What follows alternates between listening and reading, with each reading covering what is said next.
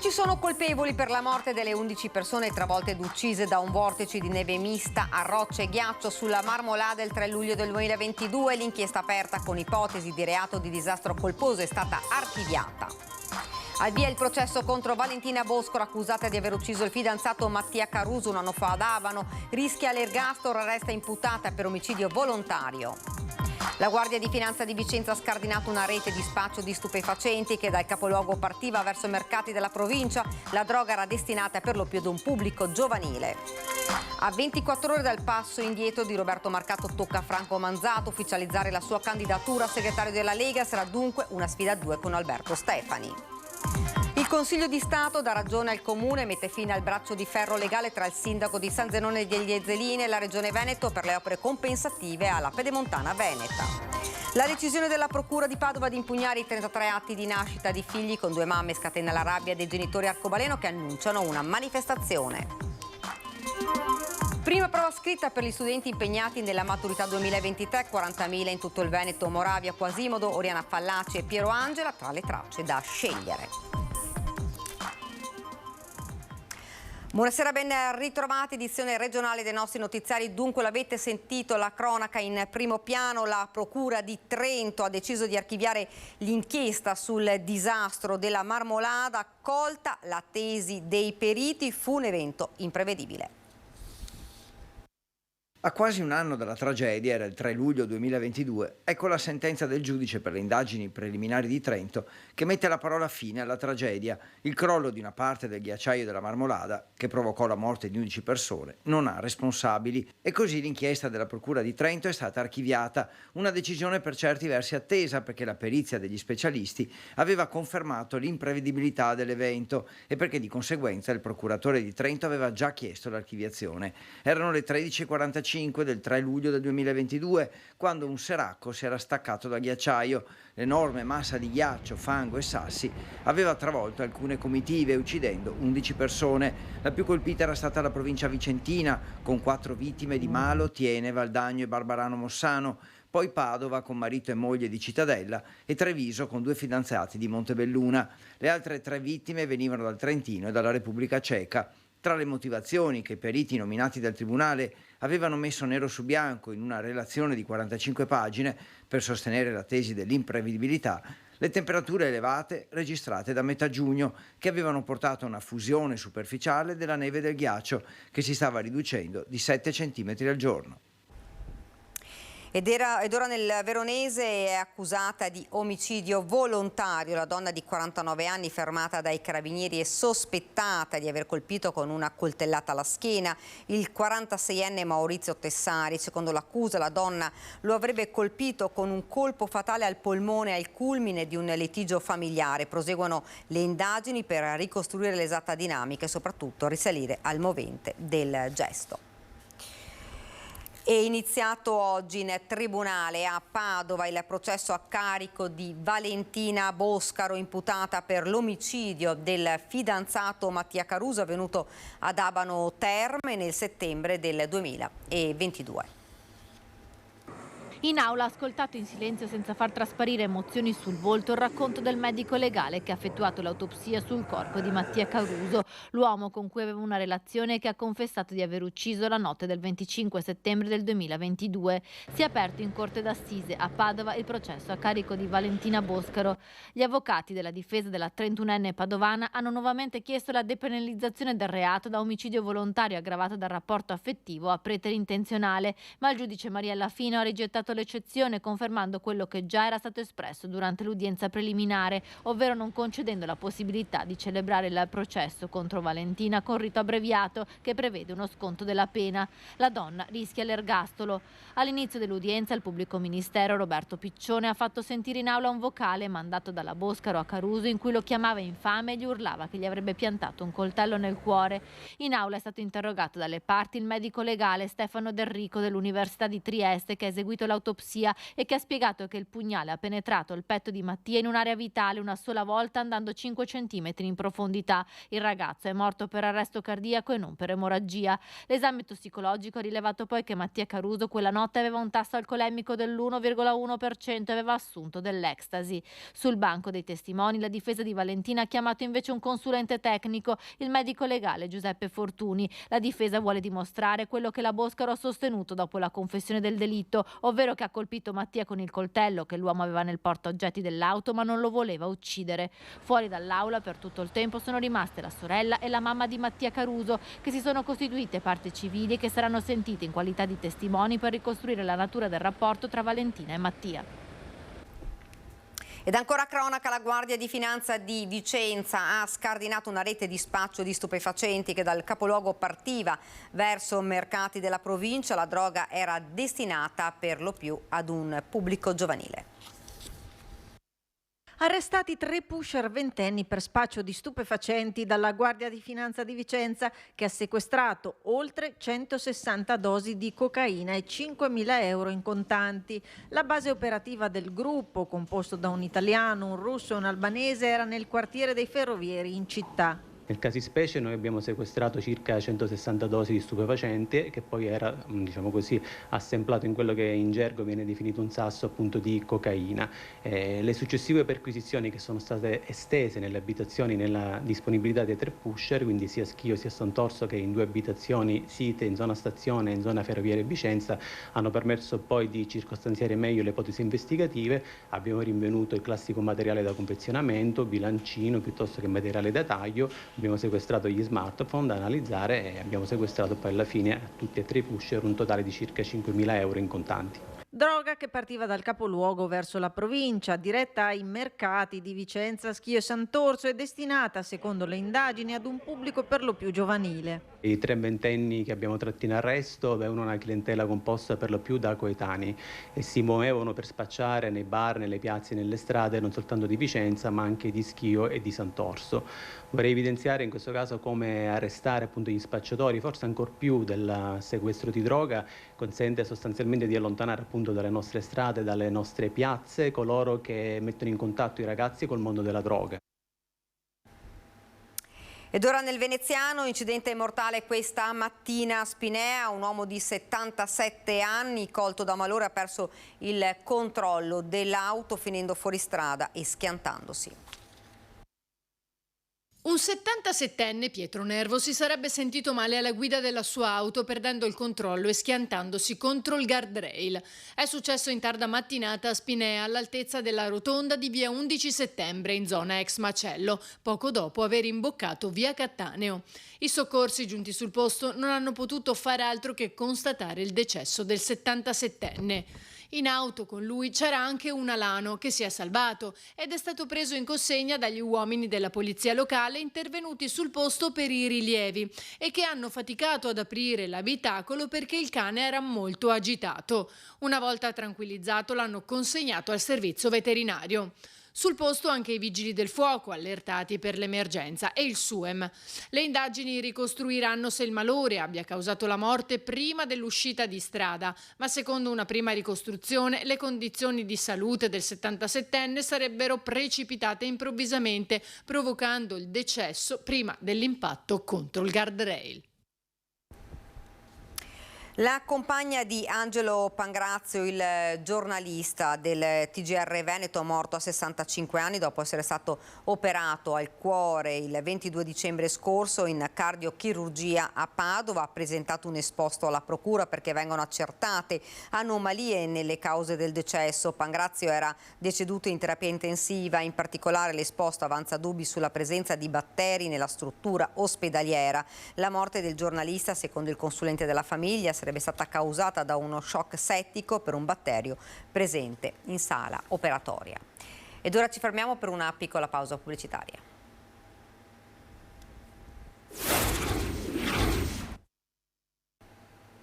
Rieccoci nuovamente in studio con l'edizione regionale dei nostri notiziari. A 24 ore dalla conferenza stampa di Roberto Marcato, tocca ora a Franco Manzato ufficializzare la sua candidatura. Sarà dunque una sfida a due con un Manzato diretto e determinato. Non corro per perdere. Noi siamo la Lega Veneta e vogliamo tornare ad essere quello che ci spetta. Comunicare non è mai stata la sua priorità, spiega Franco Manzato. Preferisce raccontarsi come uomo del fare, ma questa volta la conferenza stampa al K3 di Villorba, a 24 ore da quella di Roberto Marcato, è tutta per lui. Un monologo di 35 minuti davanti alla stampa. Siamo sotto l'occhio del ciclone, dice, serve capacità di rappresentare finalmente il nostro territorio. La nostra idea è quella di costruire all'interno della Lega Veneta i vari comitati di lavoro perché si possa proporre al federale, a Salvini, delle proposte che provengono dalla Lega Veneta, che abbiano un riscontro nel territorio. Non solo una rivendicazione di spazi e rappresentanza, ma anche di identità. Non si sbottona sul discorso che pronuncerà sabato davanti ai delegati per convincerli a sceglierlo ad Alberto Stefani, del quale dice: ho il massimo rispetto, starebbe bene accanto a me. Mette però sul piatto in dote 20 anni di politica, dagli albori nel 93 in Consiglio d'Oderzo accanto a Beppi Covre fino alla scuola politica da lui fondata. La Regione come capogruppo prima e assessore poi, il Parlamento. 3 proposte di legge approvate delle quali rivendica la paternità. Tanti anni di gestione del partito, nella ricostruzione del partito anche nei momenti difficili, nella costruzione anche di classe dirigente. Molti di quelli che oggi rivestono cariche anche importanti li ho fatti crescere io in maniera molto forte. Nessun commento sulla rinuncia del collega Marcato, che descrive come uomo dalle grandi potenzialità. L'obiettivo resta per Manzato colmare il divario di consensi che divide i territori, una stoccata, seppur indiretta, a chi ha gestito il partito in anni di commissariamento. Io credo che la Lega Veneta sicuramente nei prossimi 3 anni si concentrerà sulle altre province, le province centrali e nord-sud, perché hanno la grande potenzialità e professionalità per poter essere a livello di provincia di Treviso tranquillamente. L'identità per noi è importante. Se tu annacqui l'identità, il cittadino non riesce a capire perché deve votare te o qualcun altro. Io credo che la grande tradizione della Lega Veneta si deve rimodernare, ma deve essere molto riconoscibile. Se fosse per me, conclude, avrei aperto il congresso di sabato al voto dei militanti ed anche alla stampa. Insomma, un congresso a porte aperte. Il Consiglio di Stato dà ragione al Comune e mette fine al braccio di ferro legale tra il sindaco di San Zenone degli Elzelini e la Regione Veneto. Il sindaco Fabio Marin si presenta alla stampa particolarmente soddisfatto e sorridente. Con lui ha voluto anche gli ex primi cittadini Speranza Marostica e Luigi Mazzaro e apre il suo discorso parlando di giornata storica per il paese. Il perché è presto detto. Il Comune ha messo al tappeto Zaia & Company con la sentenza del Consiglio di Stato che gli dà ragione e obbliga la Regione a rispettare gli accordi del 2012, dando il via alla sistemazione della viabilità del centro di San Zenone a spese proprio della Regione. Partendo dall'amministrazione Marostica, che aveva intrapreso degli accordi appunto con la Regione per il fatto che la superstrada pedemontana passava appunto per San Zenone, arrivando all'amministrazione di Luigi Mazzaro, il quale appunto aveva firmato l'accordo impegnandosi a ritirare il ricorso al TAR che era stato iniziato dal Comune di San Zenone contro la pedemontana veneta, e con questo accordo si andava ad accordarsi appunto per delle opere compensative. Un accordo però mai rispettato dalla Regione. Dopo un silenzio di 10 anni, Fabio Marin e la sua giunta hanno deciso di imboccare le vie legali. Abbiamo mandato prima una lettera, poi una diffida. Poi alla diffida non è arrivata risposta, quindi abbiamo fatto un ricorso al TAR. Il TAR ci ha dato ragione, la Regione non era ancora contenta e quindi ha fatto il ricorso al Consiglio di Stato, e adesso il Consiglio di Stato in maniera definitiva ci ha dato ragione. E adesso che il braccio di ferro è stato vinto, l'amministrazione Marin attende di poter avviare quanto prima i lavori di riqualificazione del centro, il cui importo potrebbe superare i 4 milioni di euro. Si tratta della riqualificazione intera del centro di San Zenone. Partiamo da davanti alla chiesa e arriviamo fino in fondo a via Marconi, comprendendo anche la rotatoria qui in piazza all'altezza del municipio. Sul fronte politico, il sindaco si toglie qualche sassolino dalle scarpe, in particolare non nasconde il dente avvelenato nei confronti dell'assessore regionale Elisa De Berti. Mi ha definito sindaco troppo giovane e quindi non sapevo portare avanti le cose, mi ha detto che non dovevo stalkerizzarla per riuscire a ottenere le cose, cosa che non facevo, io stavo solo comportandomi da sindaco per ottenere quello che al nostro paese spetta. Oggi insomma il Consiglio di Stato ci ha dato ragione, quindi l'assessore De Berti adesso dovrà leggersi la sentenza e capire che bisogna andare avanti con i lavori. La decisione della Procura di impugnare gli atti di nascita di 33 bambini figli di coppie di mamme ha nuovamente acceso il dibattito a Padova. Si continua a discutere molto ancora della questione legata alle registrazioni dei bimbi delle famiglie con 2 mamme qua a Padova. È stata indetta per venerdì prossimo alle 10 davanti alla Procura di Padova una manifestazione da parte delle famiglie, dell'Associazione delle Famiglie Arcobaleno. Abbiamo chiesto ai padovani cosa pensassero di questa decisione. La decisione della Procura che ha bloccato la registrazione dei bambini, sì. Cosa ne pensa? Che hanno ragione. Chi ha ragione? La Procura. Perché? Perché non è giusto che 2 donne devono avere un bambino. Non è nella regola, non è naturale. Non è una cosa naturale. Come crescerà sto bambino fra 2 donne? Non è una famiglia.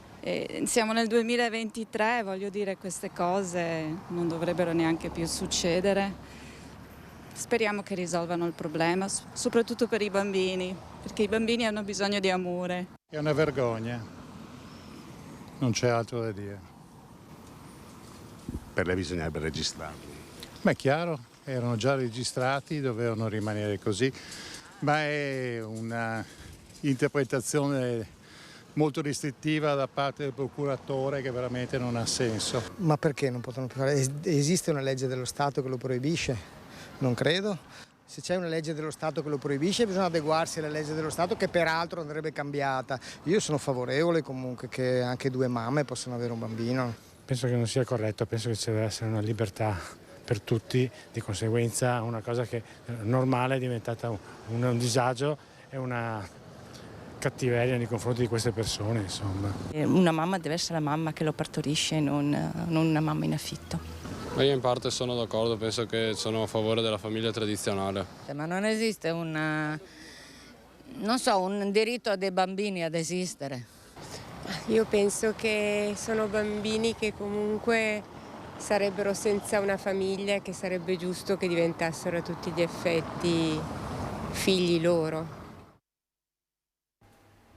Ed il sostegno delle coppie e delle mamme padovane arriva anche dal mondo dello spettacolo. Una cosa dovrebbe essere proibita, è poter decidere cos'è una famiglia e decidere sui bambini. Il messaggio davanti a una platea di 40.000 persone. Marco Mengoni ieri sera, durante la sua esibizione allo Stadio Uganeo, ha rivolto un pensiero alle famiglie arcobaleno-padovane che in questi giorni stanno ricevendo gli avvisi dalla Procura che ha impugnato gli atti di nascita dei bambini registrati all'anagrafe patavina dal 2017. Ma non è stato il solo. Il caso Padova è salita alla ribalta nazionale ed è intervenuta a sostegno delle coppie di mamme anche Alessandra Mussolini. Quello che è successo a Padova da parte della Procura che ha impugnato gli atti di nascita di bambini nati da coppie omoaffettive è indegno di un paese civile. È come andare a buttare una bomba in una famiglia e guarda caso va a colpire solo i bambini. Si è spezzato e si tenta di spezzare una catena di affetti consolidata. Prima prova scritta per gli studenti impegnati nella maturità 2023, 40.000 in tutto il Veneto, Moravia Quasimodo, Oriana Fallaci e Piero Angela tra le tracce da scegliere.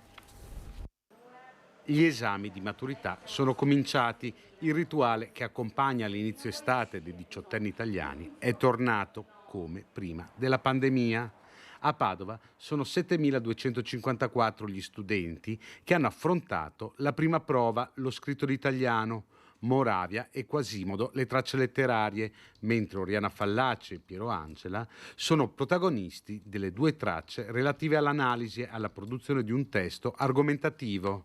Ma il tema più scelto dagli studenti del liceo Tito Livio è stato quello sull'articolo di Marco Belpoliti, elogio dell'attesa nell'era di WhatsApp. Bene, ho scelto la tipologia C e testo argomentativo sul valore dell'atteso nella società di oggi. Si spera bene, si spera bene.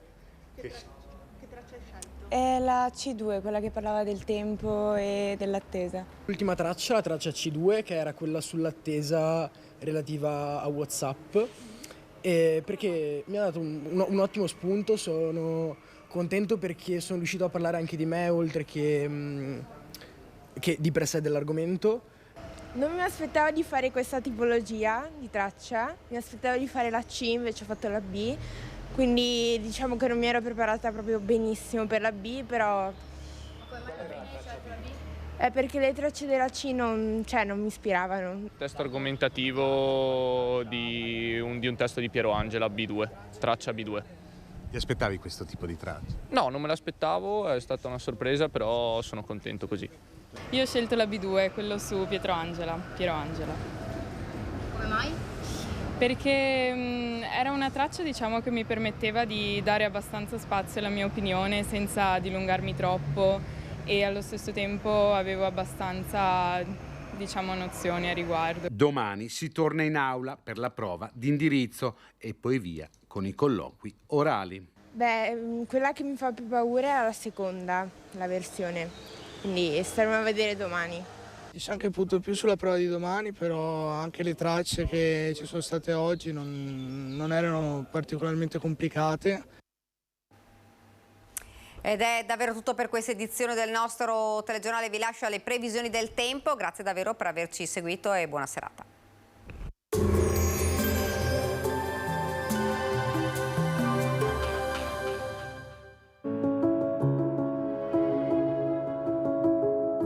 Ad accogliervi sarà Conegliano. Bentrovati al meteo. L'anticiclone africano investe l'Italia con la sua massa d'aria rovente. L'intensa ma breve ondata di caldo africano raggiunge il suo apice giovedì 22 giugno. A seguire è previsto un lieve indebolimento. Vediamo insieme il dettaglio. Sul Veneto tanto sole ovunque, cielo in prevalenza sereno o poco nuvoloso, salvo qualche addensamento sulle zone montane, in genere senza fenomeni associati. Temperature in aumento e calde, minime tra 17 e 23 gradi, massime con picchi di 35 gradi all'incirca. Ci spostiamo ora sul Friuli Venezia Giulia. Anche in questo caso sarà soleggiato ovunque, il cielo si presenterà limpido o velato, con caldo afoso, specie in pianura. Temperature minime infatti tra 19 e 21 gradi, massime sui 31-33 gradi. Infine diamo uno sguardo alla situazione del Trentino Alto Adige, dove sarà bel tempo, maggiore instabilità al pomeriggio e soprattutto in serata con isolati temporali. Temperature minime intorno ai 15-16 gradi, massime sui 34-36 gradi. Dal meteo di Antenna 3 per ora è tutto, grazie per l'attenzione, arrivederci.